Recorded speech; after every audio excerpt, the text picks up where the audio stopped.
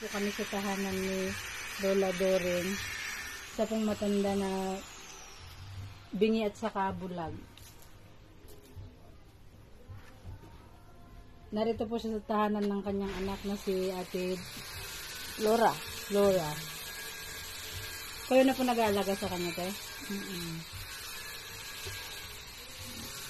Kailan pa po siya tinubuan ng laman sa kamay? Ang tagal na yan. Ngunit siya po ay sa edad niyang 92, hindi pa po siya ulyanin. Kung minsan, yan.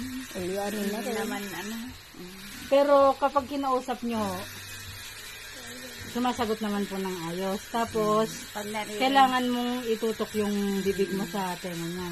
hindi narinig pag hindi itutok. Ano po ba yun? Gumagamit po ba siya ng diaper? Pag nagtatay sila, pag nasira yung tiyan,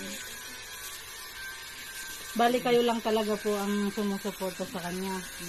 ako talaga ang Bakit ano po bang hanap buhay ninyo? wala. Kung ano lang po yung meron sa inyo, isusunod nyo po kanya.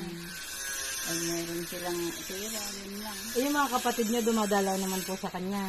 Dumadalaw naman sila. Nay, narito kami. Umiilaw ulit sa inyo. Hindi niya po ako marinig, no? Kapo, talaga tutok. Talagang Wadya! Gagawin nila lang. Naane! Pero ang lakas ng ang lakas ng bungangan nila. Kasi hindi sila ganang makalimig. Manguna ganang problem na. Pag Ito po maghanap, yung kamay. Masakit daw po ba yan? masakit daw.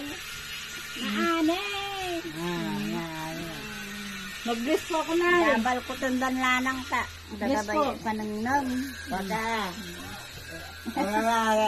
Amalali lang. Ito yung makulit. Wala.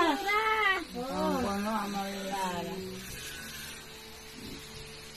Talaga sigawa to. Bukod sa nakahiga lang po sila, ano pang dinaramdam nila sa katawan? Yung kamay sumasakit. Sa kamay ko. Pero malakas pa rin kumain. Ayos lang pagkain nila o nagpapalya ba sila ng pagkain? Alta na yan. Paalang silang daw.